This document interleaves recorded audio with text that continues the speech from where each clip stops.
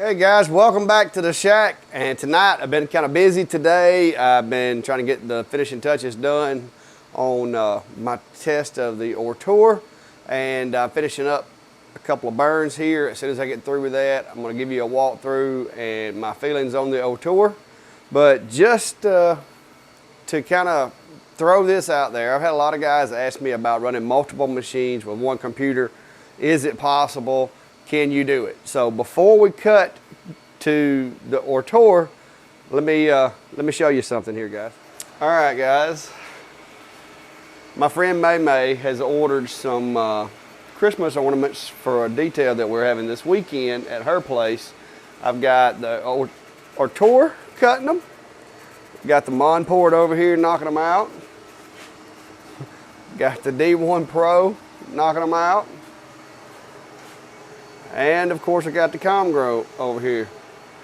And all of that, guys, from that machine right there.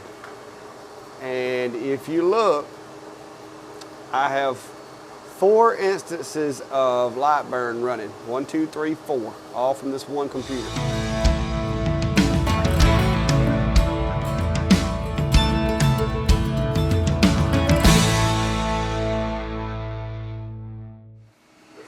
All right, guys, I'm gonna have to keep the glasses on because I didn't want to go through the trouble putting a enclosure over the Ortur and then try to talk to you guys about it and show you how it works and what I think about it so far. I've got a little time before it punches out these ornaments here, and I'm gonna let it go ahead and finish because I want to be able to show you the work product from it. But I had a company reach out to me and ask me if I'd be willing to try out the machine. I wanted to see what it was all about. I wanted to try it out. So I agreed to take the machine and do a video, and as a bonus, I also received Ortur's cutting mat as well as a air assist pump for the machine. And I just want to kind of walk you through the things that I like about the machine so far, and then the drawbacks as far as competing with some of my other ones.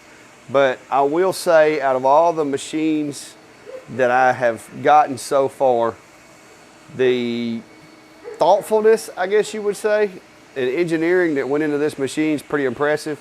A lot of the cables run, the one main cable runs through the machine rather than just having it zip tied to the side. As far as sleek and design and just appealing to the eyes, it definitely looks better from a distance than some of the others. But there's some things that I have found out about the machine I'm going to show you that are definitely strong suits for it, and so far it's doing a pretty good job. So let me move the camera around. I'm going to show you some stuff here. All right, guys, so y'all know I am critical of machines. Some machines excel in areas and others lack. The one thing that I will say, the switch back here so that you can actually plug the rotary in and just flip this switch and go from the gantry over to Y-axis over to a rotary, that is awesome. I really like that. The smoothness and the speed of this thing is quite impressive. It will amaze you how fast and how this thing can move and still stay smooth. I did cut out one of my interchangeable jigs for this machine, and I have some plans to do some coasters. I did a few coasters with it earlier. You may have seen my little YouTube short, but I just used this little engraving stand that they sent me to do that with. The biggest thing, guys, that I am loving about this machine versus my 10-watt that I usually use to do stove covers and stuff is I was able to take this machine. It throws out a Wi-Fi network, and if you connect to that Wi-Fi network, there's a procedure that you have to go through, but you can go in and actually assign this thing to your network, just like you can an office printer. Like if you've ever bought an office printer and put it in your house, and then once you install it, other people in the house can print to it. Well, this machine works the same way. And I know other machines also, you can operate them from different softwares if they're on the Wi-Fi network, and you know, that's all great and well if you're using, you know, the app that comes with the machine. But the thing I like about this one is I was able to add it to my network. I assigned it a static IP on my router, and then I went into Lightburn and added this machine by IP address to Lightburn, and it's running right now, guys. There's no USB cable over here. The only cable this thing's got is the power. And I have been running it now for 2 days, completely off of Wi-Fi, and haven't had any problems, any issues. You can frame, you can home, you can stop it, you can do everything that you can do with a USB connection, except it's wireless. So I could move this thing anywhere in the shop that I want to, just hook it up to power and engrave a stove cover, engrave a table, engrave anything that I wanted. So that right now, as far as a lot of these other machines go, you know, that's something I don't have in any other machine, and I really, really like that feature. The quality that I'm getting out of the engraving and everything is really good. Let me move the camera back around and I'll show you some of the stuff that I've done with it. All right, guys, last night I was out here, and of course my wife, I don't know what she just went to sleep and forgot about me, but she woke up about 1 o'clock this morning and I was still out here. I had to put the machine together last night, and then once I started playing with it and started burning a few designs, I just lost track of time. And I sat out here half the night last night, tuning and playing with it, trying to figure out the settings that I like. The one thing that I will say is it has very good, as far as a resolution. This wasn't a great piece of my wood. This was, like I said, this was just something I dug out of the scrap pile. And I run it just a little too fast, or either didn't turn the heat up enough, but that turned out really well. This is one of my little angels that I cut out with using this machine, and it's very crisp. The color is nice and dark. The lines are clean.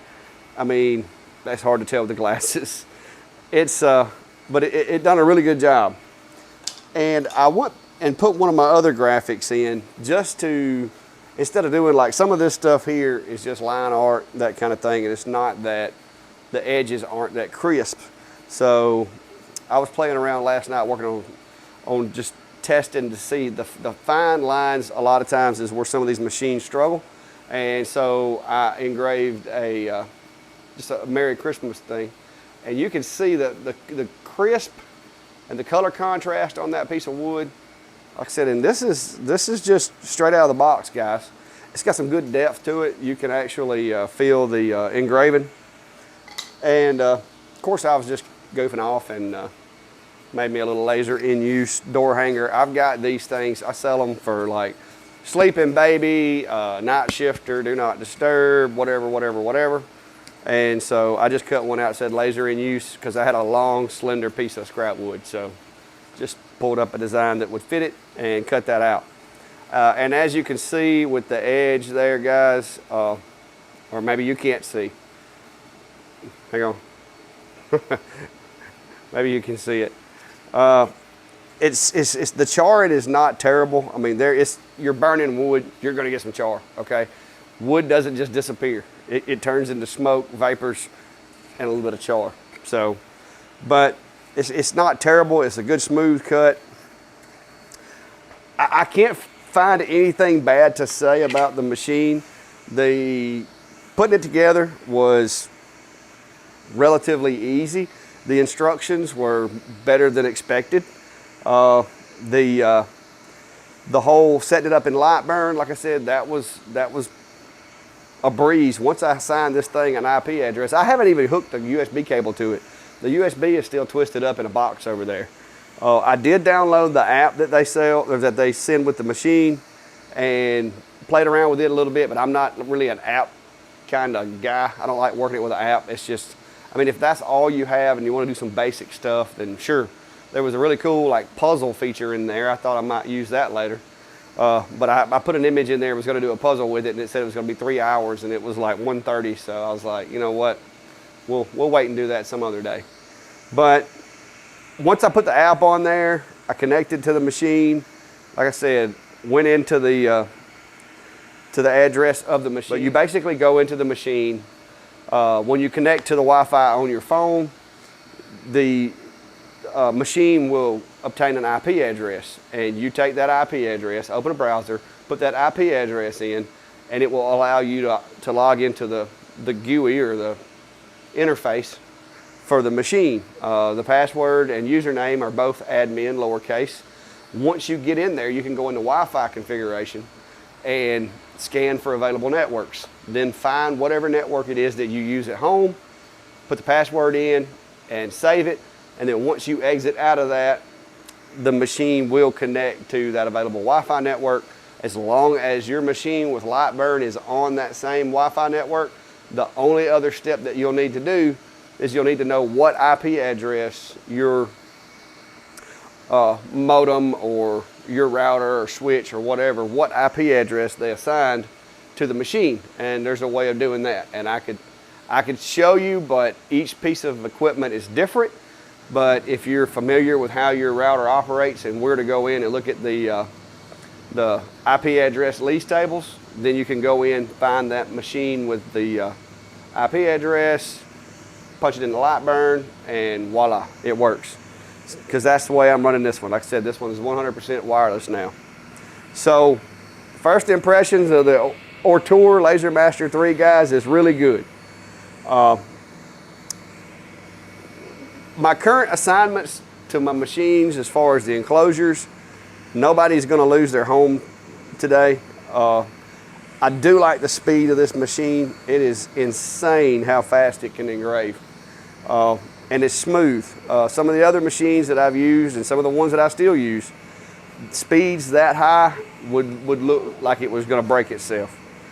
This machine, I guess partially because it's heavy and it's robust, it's got a wide stance. It is a lot wider than any of the other machines that I have.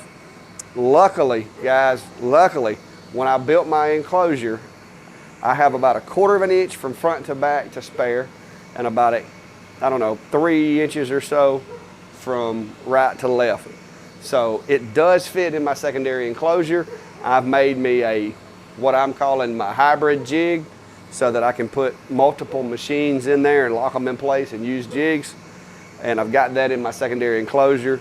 I did have the machine in there earlier, just fit testing it, making sure it worked okay in there. There was no issues, but I was trying to turn out these abnormally large Christmas ornaments for my friend May May. And so I just kind of had an all hands on deck type scenario and put everybody to work. So every laser that I've got in here, with the exception of the ones on the wall, and I'm out of USB ports.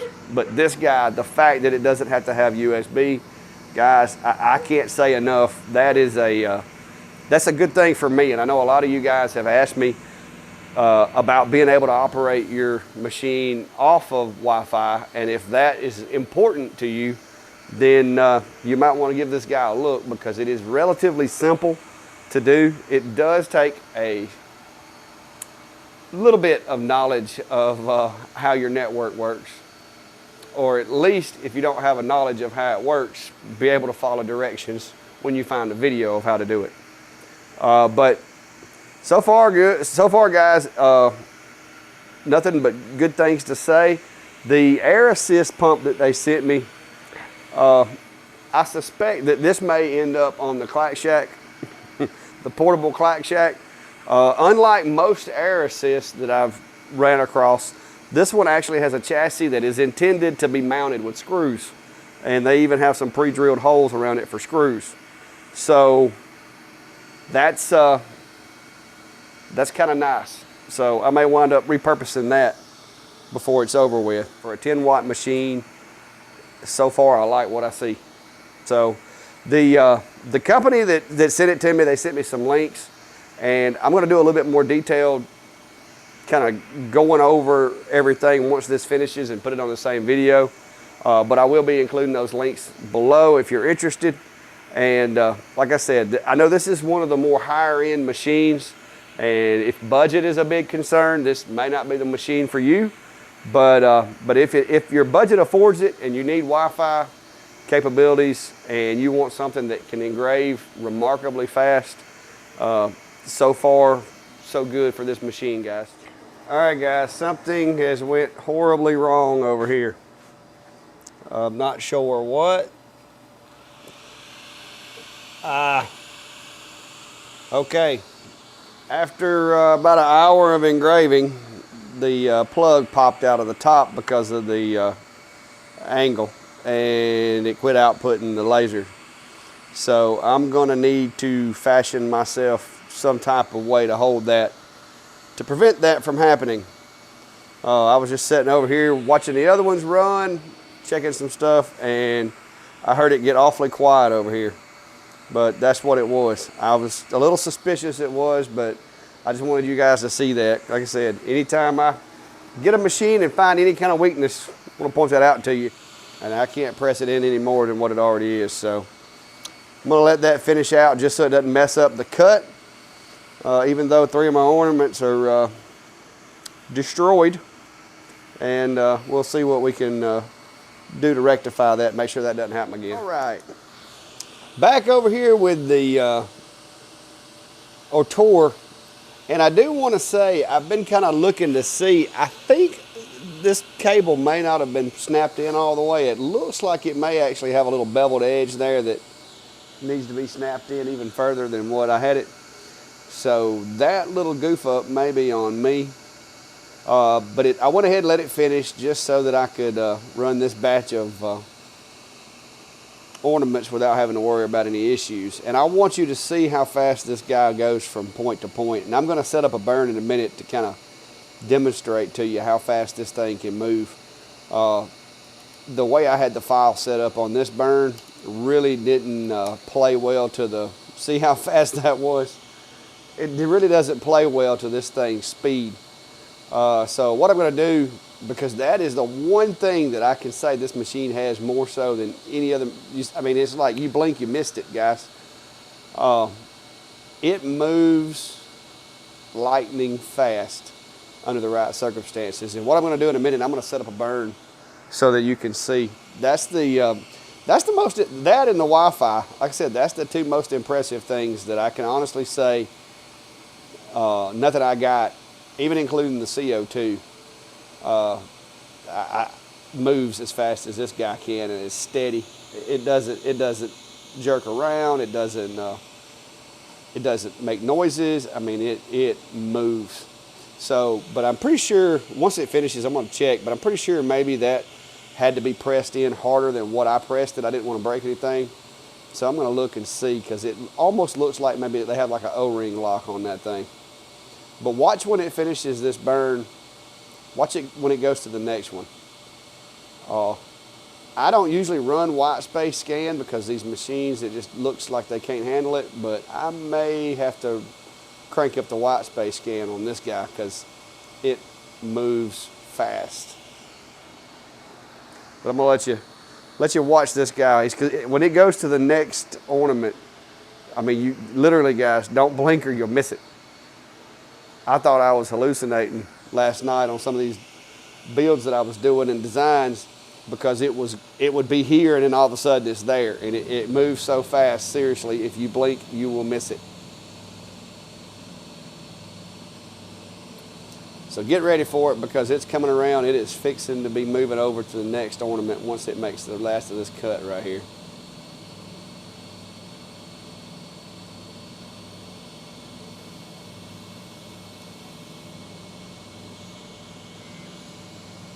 See that, guys? I looked over at the camera and I missed it. But it is really, really fast at that. But so far, it's hanging in there. The other machines are wrapping up. I've got 2 more of them going into CO2. I'm just limited with bed space with that machine. I'm using scrap pieces of wood, doing 2 at a time in it. And then I've got the rest of them burning this full sheet of 9. So I've got to get like 50 of these things done for this weekend. So as soon as this machine finishes this set, I'm not going to start another one on this machine. May not even start one on any of the machines. And we'll go over a few more things. And I want to show you this cutting board that they sent with it. This is some outside the box thinking when they designed this thing. and I have found several things that I like about it. So we're gonna go over that. All right, I made a few changes to the settings on the Ortur, and turned my white space scan up. I looked at their specifications, and they claim that this thing's capable of somewhere around 330 millimeters per second. So I have turned my white space scan up and turned it to 300, which is just below the threshold that they advertise, because I didn't want to go too crazy with it. And just going to show you how this thing responds and how it moves. It is really, really quick. That's the one thing that I have noticed about this thing. And I'm gonna be honest with you, I'm liking it so far. Between the Wi-Fi and the speed of it, the precision seems to be really good. I'm thinking I may just have to buy a set of legs for it and put it in my secondary. I'm gonna be honest with you. I'm really digging this machine. It barely fits in my secondary enclosure, but it's looking like it may have a home. It needs some leg extensions, but I do know that they make leg extensions for this guy. I'm burning a little stand-up logo cutout right now. I've got one sitting around here somewhere, but I cut this one with it just a second ago. And like I said, the definition, the spot size on it, the clarity, I don't have any complaints there. The speed is extraordinary. I will say that. It doesn't, even with white space scan on, it doesn't look unstable. It's not rocking, it's not popping and making noises. A lot of the machines, if you turn white space scan up too high, it just makes them run a little rough. But this one handles it really well. And it moves. It's just wicked the way it moves, guys. So, and I know that looked like just one line, but the way I've got that built in, I basically stepped it over 0.025 millimeters and brought that circle in just to make the line thicker. To keep from doing it as an engrave, I wanted to do it as a line to get it going the opposite direction of the rest of the design, but I wanted it to be thick enough to be able to see it. And the spot size on this guy, if you don't make them a little thick, it can't see them. You can't see the lines. So, but so far so good, guys. I'm gonna let that finish. All right, guys, it finished up on that, and I'm just gonna show you straight off of the machine what it looks like here. I'm getting really good consistent drops at 5 millimeters a second, 100% output, and 2 passes. And I am running the air assist, but just mostly to help out on the cutting. But that's what it looks like straight off of the machine. Of course, like I said, I don't have to run air assist when it's engraving, but I just run it all the time to keep the nozzles clean.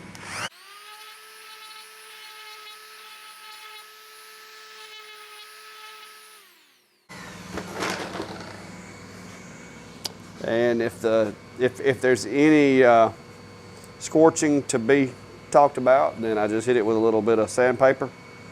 But here's the cut on the bottom side, guys. Now, to allow a little bit of, I don't know if you can see how tight that is on that cut where I made the insert, but I set that cut at 4.3 millimeters, and that allows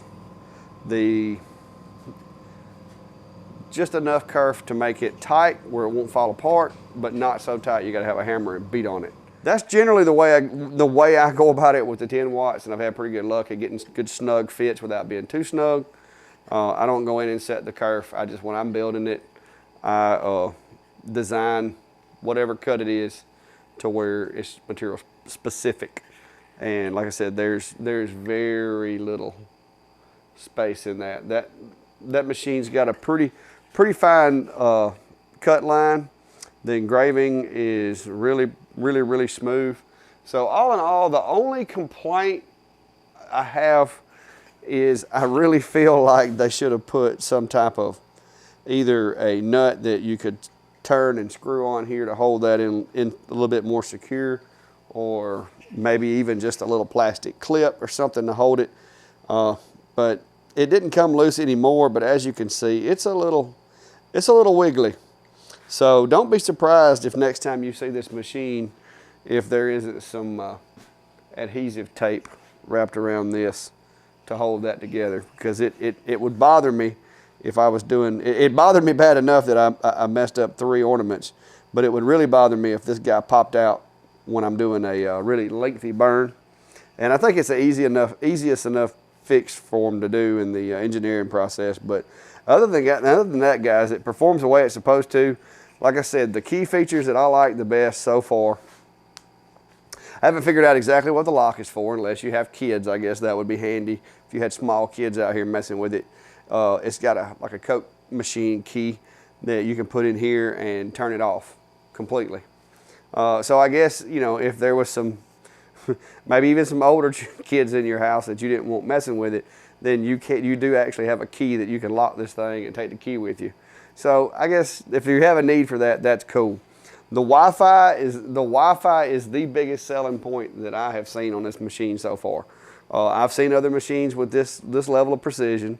I've seen other machines that can do what this guy does, but those machines do not have the capability of doing Lightburn over Wi-Fi without having some type of Lightburn bridge or whatnot to make that happen.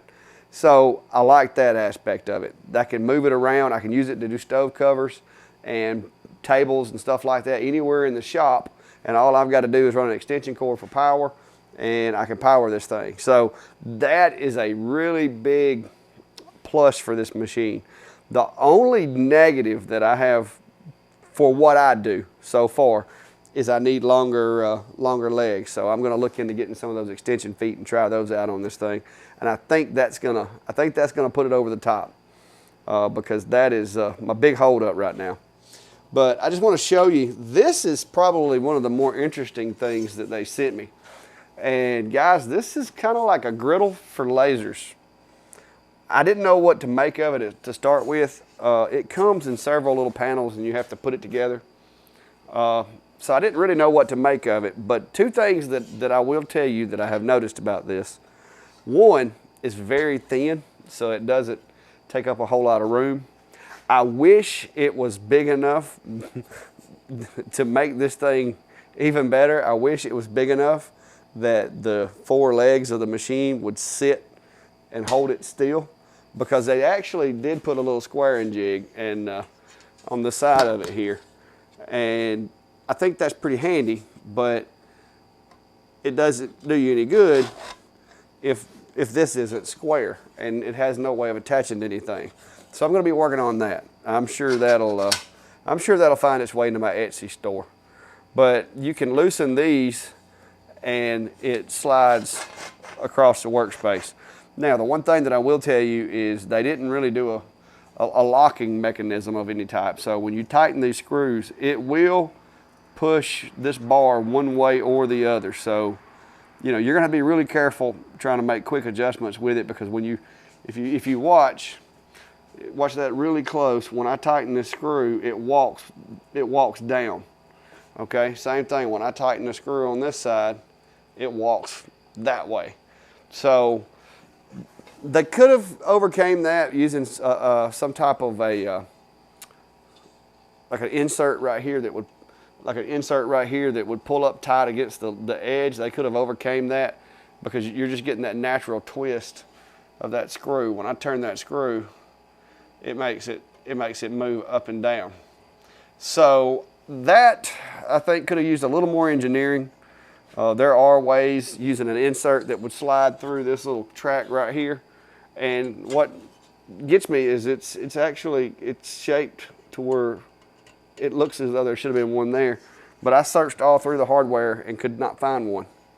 Because I thought that was the design, was when you tighten this up, it would pull the nut up against the inside of this lip and hold it securely. But that wasn't the case. So more than likely, this little guy here is going to come off of this, and I am going to make myself kind of like I did for the other machines, I'm going to make myself a holder that will hold this guy in the center of the workspace, and all will be well. But I like the design of it. One thing that I will say, this is going to be a lot easier to clean than a honeycomb because you don't have the holes. So you could just foam this thing up with some soap, wipe it down really good, and you're done. That's the biggest problem with honeycombs that I have, is getting all the gum and stuff out from in the middle without having to sit there with a pipe cleaner or something and clean those holes out. So I kind of like this idea. I wish it was bigger, but I like the idea. I've just got to adapt it to be able to hold steel with my machine, and I think I'm going to get rid of this because I trust my jigs a little better for squaring than I do with the way that this thing moves. Like I said, if you just barely tighten it, it doesn't push it, but I just like to over tighten things, I guess.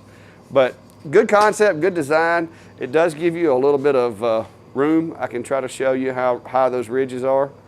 The ridges are, I'd say, probably 3 millimeters deep. And I was noticing when I was cutting, it does allow for the smoke and stuff to come out and exit the workspace. The color black, I think that was a good idea on their part. This matte finish black, and it's not coming off. It's almost like a griddle. I think the black was a good idea because I have noticed when I cut, a lot of times with a honeycomb, I get a little reflectivity off of that aluminum shiny surface, and you start seeing these little small burns everywhere it touches the honeycomb on the back. And so I do think that using a non-reflective surface for that was a good idea, because I have cut a lot of stuff with this thing on that board, and I haven't got any flashback burns from the reflectivity yet. So I think I like the honeycomb idea. I wish, like I said, if this guy was big enough to encompass the entire work area and had a way to attach to the base of the machine or for the feet to set in it, this is really good. I like this. Now I do have plans to develop a way of doing that. I just haven't had time to do it today. Been working on trying to get those things done for May, and just generally trying to get used to the machine. But so far, guys, it's a keeper. I do think I'm going to order a set of legs for it, because it's not fair really for me to just overlook it based on the height. I have also thought about, depending on how much adjustment is in the head here, which it doesn't appear that I've got from right there at focused. If you look at where the screw's touching the dovetail, it looks like I've only got about another inch of adjustment downward. So that's kind of an issue, because your legs are going to have to be adjustable up and down, or you're going to have a bed that comes up and down, which I'm also working on that for my enclosure. But all in all, guys, like I said, adjustment for the head needs some work. I need some legs, and I need to make that thing sit still, but it functions as it's supposed to. I'm really impressed with it. I do like the air assist as well, because it has the screws where you can mount it, and I think I'm going to end up putting this guy on the portable shack, because the one that I got on there now, it gets to moving around and tries to walk on me. So I think I may wind up relocating that. And this will probably end up in this enclosure here, which is more than likely going to get some shop air before long anyway. Everybody else has it. I'm just working on that one. All right, guys, that's going to wrap it up for tonight. Like I said, I just wanted to show y'all what I've found out so far about the Ortur Laser Master 3. And the company that sent it to me, they sent me some links. I'm going to drop those down below. If this is something you're interested in, then feel free, click below. And it is not the most economical machine that I've had in the shop. This is going to be on the higher end of the budget as far as machines goes. But so far, I think the precision, the smoothness of it, the rugged build, the only big complaint I have is that power cable up top and the fact that it sits so low to the ground. But I do know that they make legs for it. I'm going to look at getting a set of them, and then I'm going to reevaluate it once I get the legs on it and see what other else accessories I can hang off this guy. But right now it is definitely a contender for the top spot in my 10 watt category. But anyway, guys, I appreciate you stopping by. If you haven't already, hit the subscribe button. I appreciate the growth of the channel. It's gotten a lot bigger. I've actually got my room back in here now. I'll be at May's event coming up this weekend, Friday and Saturday, at May Made It in Clanton. I'll be there at the open house doing some engraving, talking to folks, meeting new people. Luckily, I managed to bite the bullet, got my trailer just in the nick of time, so I don't have to unload and load every day that we go up there. It's going to be a blessing when it comes to doing events. So thanks for stopping by, guys, and as always, have a good night.